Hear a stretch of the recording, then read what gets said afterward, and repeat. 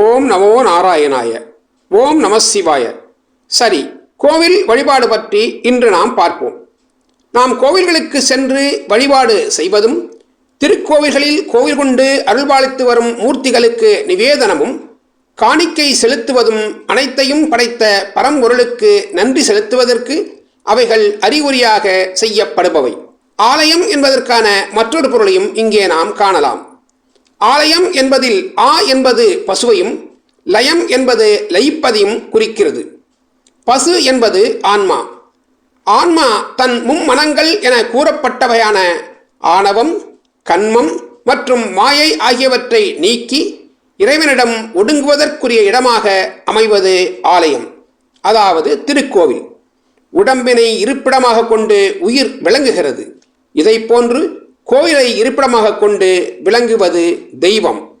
Narayana Narayana.